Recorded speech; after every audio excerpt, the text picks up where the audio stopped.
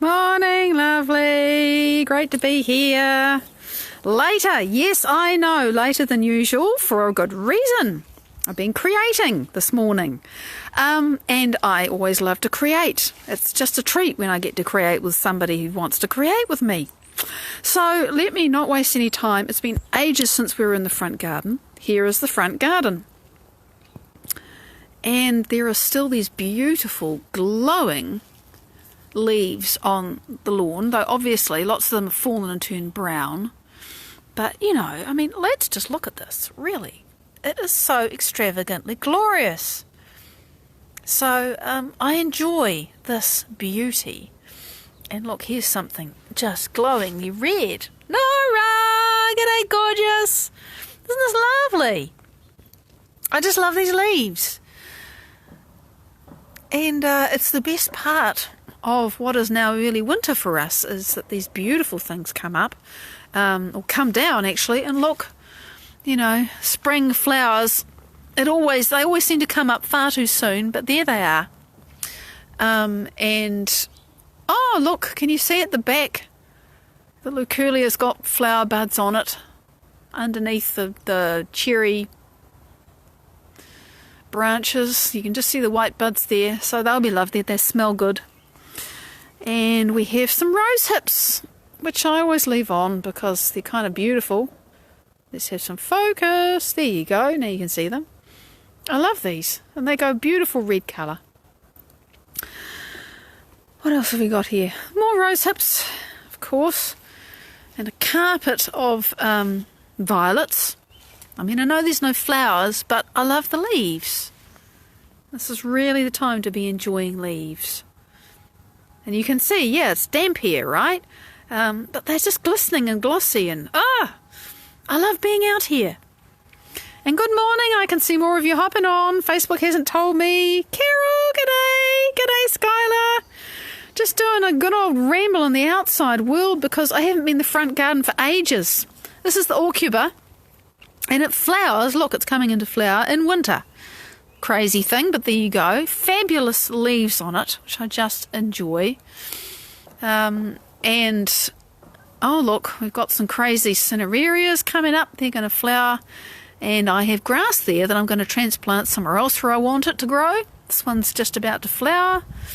And the sedum, making huge quantity of flower heads here. These will be big spikes of yellow flowers soon, but right now the leaves are fantastic. So I hope you're enjoying this as much as I am. It's been yonks since we were out here. It's all a bit wild. It really needs some attention, but life has been a bit frantic. So, fortunately this time of year nothing much grows because there isn't much sunshine. Morning, Linda. I can see your little face there. So I'm going to get launched into the topic now. Today I want to talk about reacting. I want to talk about emotional reactions and why it's okay. Everybody's going to react. Everybody is going to react. Shit happens. People do things. You lose your rag. Accidents happen. Incidents happen. People are difficult. Whatever. And some reactions you can catch. You can feel yourself about to have a or whatever it is, and you can catch them, and others you can feel them coming and you just can't, because they're so strong and they're kind of hardwired, and it's like, oh God, I'm going to lose my nut again. But the thing about reactions is, and this is a fact that blew me away the first time I heard my fabulous hero Joe Dispenza say it. Remember, when you have a thought or an experience and it's new, a bunch of neurons will string together inside your brain, and when they do that, they make a neurotransmitter. And that neurotransmitter communicates with your hypothalamus, your pituitary. I'm not sure the order there. Maybe it changes, depends. Hi, Nikki! And you get neuropeptides, and then they talk to your hormonal centres, and you have an emotion, right? That's how an emotion happens. Now, the chemistry that pours when that set of neurons fires together for the first time or subsequent times, and you remember the feeling, you remember the experience, you remember whatever it was, that original blast of chemistry that you might have if you lose your rag or if you cry or you laugh, you feel good, it lasts for 90 to 120 seconds. That's it. Morning, Julian. Lovely to see you. Got my hands in my pockets. It's chilly out here, but it's so nice to be outside walking on the lawn. And that astonished me to think, oh my God, you mean that I used to spend so much time in a shitty mood all day, and I did. And I didn't know that I was keeping it going. Because it doesn't just, if you fire an emotional thought and you have the emotional feeling that goes with it, it only lasts for no more than 2 minutes. And after that, if there's no external stimulus outside you to keep it going, but you're still feeling that way, you're keeping it going. Nobody else can do that to you. And why does that happen? Because you have a thought. So somebody, the classic example of the co-worker who sits in the cubicle next to you if you happen to work in an office, and not everybody does. But, they do the thing that drives you crazy. And they do the thing that drives you crazy, and they do the thing that drives you crazy. And then the next thing you know, maybe you start this new job and this person, you realise they irritate the snot out of you. And the next thing you know, you've been at your new job for a month, and you're at home on the weekend having a cup of coffee or, chilling out or reading a book, and you suddenly think of that person because something makes you think of them, nothing important. But as soon as you think of them, you're irritated. And now why is that? Because you thought of that person and your brain by association said, that person irritates me. And you made that irritation happen just by having that thought, and you didn't realise it, and you didn't catch it. It's just automatic. Your body goes into irritation at the very thought of that person. So that's already become a hardwired response. It doesn't take very long, if you're not paying attention. So we have these reactions. Irritations, major traumas, minor things. And if your instant reaction, which should only last for 90 to 120 seconds, keeps going, it's because your brain by association is finding more things that go with that original feeling. So to use the well-worn example, because Joe, again, all of this I've learned from Dr. Joe Dispenza. I'm so grateful. If you have a fearful thought, you think, oh, gee, I've got to walk home and it's dark and, okay, so I've got to walk home. Hi, Kaya. Morning, lovely. I've got to walk home and it's dark. Right. On its own, needing to walk home, not a big deal. On its own, it's dark, not a big deal. Put them together, and if you're in a place where you think the neighbourhood's a bit dodgy, there's another thought, oh, it's dark, I'm on my own, I'm walking home, and the neighbourhood's a bit dodgy. And now you're feeling scared. And so your body is feeling scared, and your brain then goes saying, oh, and I heard in the news that a couple of weeks ago some people were mugged in this area, so now you're feeling more afraid and there's more fear, and your brain keeps coming up with more thoughts that are equal to the feeling you're having. And that's how the thing goes from a single thought that you have to something that you just can't get rid of, and it just goes round and round and round in your head, and you just keep feeling worse and worse and worse. That's how that process works, because the brain associates things. So, it's like when you're having a perfectly good day, and then somebody that you had an argument with the night before or the week before walks into the room, and suddenly you feel like crap because your brain sees that person and all that other stuff is immediately there because the whole thing's all connected inside your brain. And then the chemistry pours and you feel like crap, okay? So that's how reactions happen, and that's how they can spiral and become totally insane things. And, you're stuck in a hell loop for 2 weeks or 2 days or 2 hours or 2 years. It's happened to plenty of people, and you can't get out, and that's why. So what I want to talk about today is this whole idea of shortening what's called the refractory period. And the refractory period is the amount of time you stay in an emotional reaction. And remember, it should be 90 to 120 seconds.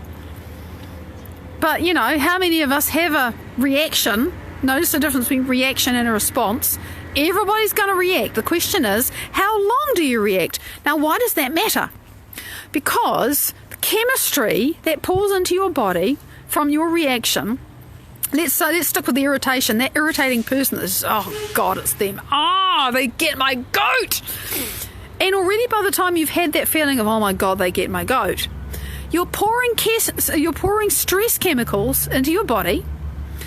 And because you keep feeling irritated about that person, before you know it, you've spent the last hour or so feeling mildly or sometimes really irritated about that person. And I mean, it's like you're sitting at your desk at your job and you're doing your thing, and all the time in the back of your mind, oh God, that person irritates me. God, they're so irritating. Oh my God, and they did that, and they did that, and that was so irritating. And it just goes on and on and on. And all that time, you're pouring that chemistry of that irritation into your body.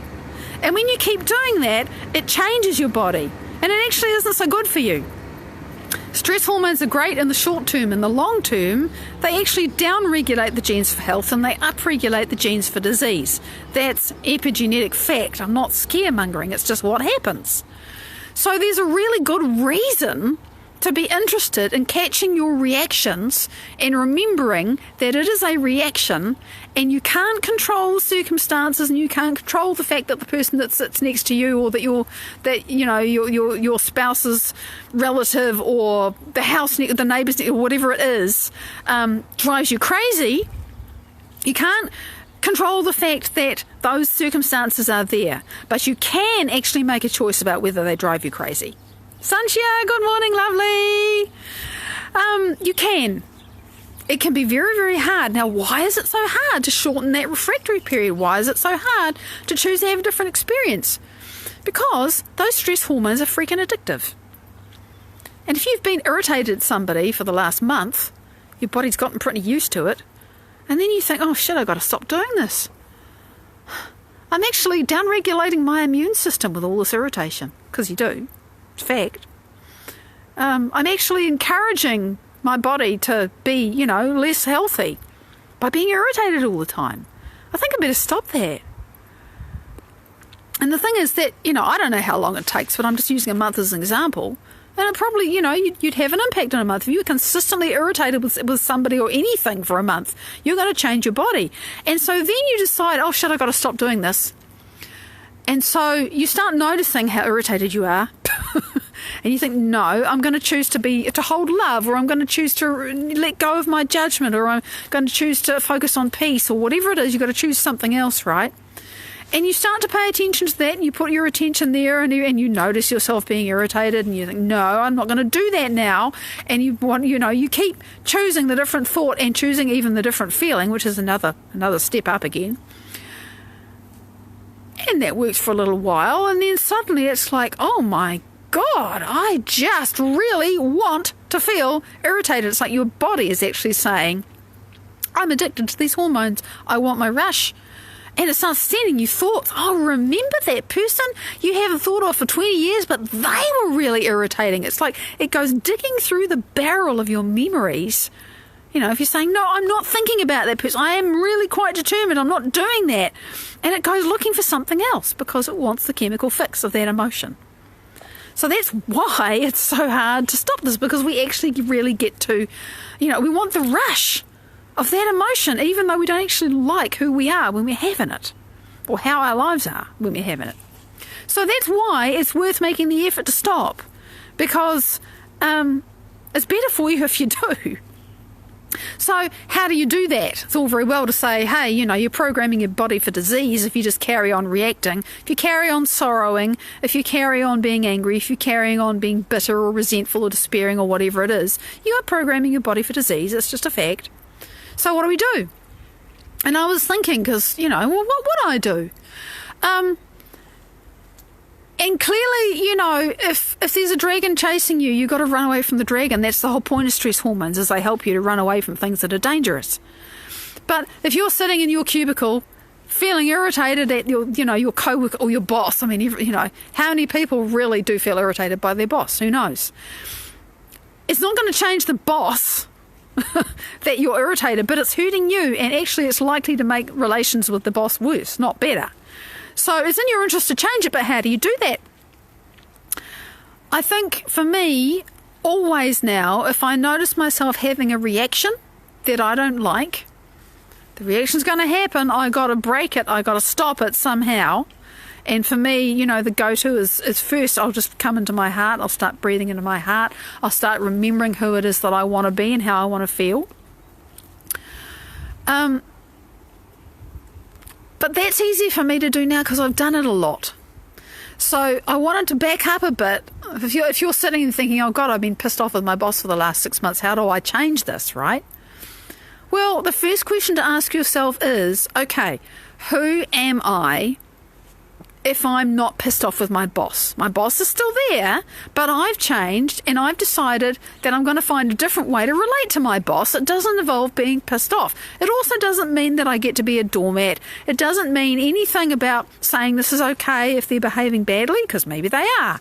But it means deciding who you do want to be in that circumstance. And you can always ask how can I do this better? How can I be better in this situation? And many times your immediate answer is, feck, I don't know. And I've said this a lot recently, and I'm going to say it again. If you don't know, that's fine.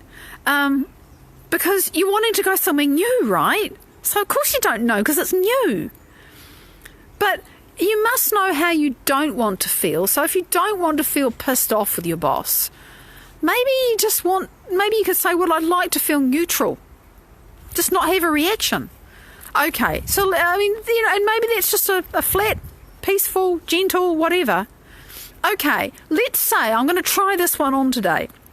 I don't really know who I want to be, but let's say that I'm just going to explore how it would be if I was neutral to my boss. Can I imagine how I would be sitting now? Because I'm sitting in my chair typing away. Well, I'm not typing because I'm thinking, but, whatever. This is time well spent because it'll make you more productive. If I am not feeling irritated at my boss, how would I sit differently in my chair? Because I can guarantee if you're feeling irritation, you're kind of hunched, you're tight, your breathing is tight, your eyes have probably got a certain set to them, your face will be kind of tight. How would you change your body if you're no longer that irritated person? And take a moment to figure it out. Or if you've always been scared of something. If you're not that scared person anymore, this is really simple stuff, right? But it's profound. How will you change your body if you're sitting there feeling afraid of that person in the next room, or of, the exam that you're going to do in 2 months, and you're feeling the fear, it's like, oh God, and your stomach's turning, all that stuff. If you are not like that, who are you then? How is it? And you have to get creative. Who am I? And how do I breathe? How do I sit? How do I move? I'm just feeling to get really kinetic and really basic. Because if you can begin to find the body stance, the body language, the body feeling of who you are when you feel differently, then even just doing that is a way in. And if you can start to imagine how that feels and breathe that feeling in and out of your heart, that is simple and it will profoundly change you. You're going to have to practice it. If you have no idea who you are without that irritation or that fear or whatever, do not expect to know this immediately. You created the fearful or the lost or the weak or the whatever it was self probably over many years. So give yourself a few weeks or a month or 3 to create somebody else. Now, it's taken me a little while. Do I regret the length of time it's taken me to create myself as someone who's not really deeply afraid of the unknown and who actually knows what it's like to feel joy? No, I don't. Because it's nothing compared to the rest of my life when I had no idea that that was even possible. See, it's, really. Jasmine, Christine, it's gorgeous to see you both. Yay! So it is, you really have to get creative. And once you have just the tiniest sense of who it is you